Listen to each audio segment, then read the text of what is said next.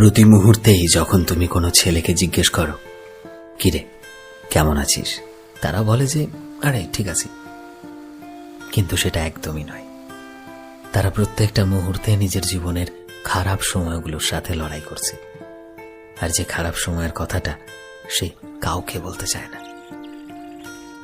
আসলে ছেলেরা নিজেদের জীবনের সমস্যাগুলো সহজে বলতে চায় না, তারা বলতে পারে না, কারণ তারা জানে যে মানুষ তাদের কষ্টগুলোকে জাস্ট শোনে, কেউ কখনো বোঝারই চেষ্টা করে না। আসলে ছেলেরা বড় হয়েই ওঠে নিজের খারাপ সময়গুলোকে নিজের ভেতর লুকিয়ে রাখতে রাখতে। যদি তুমি আমার কথা বিশ্বাস না করো, একটু ভালো করে নিজের বাড়িতে নিজের দাদা বা ভাইয়ের দিকে একটু লক্ষ্য রাখো, বুঝতে পারবে যে আসলেই কতটা লড়াই করছে তারা জীবনের সাথে, তারা কতটা একাকিত্ব ভোগ করছে।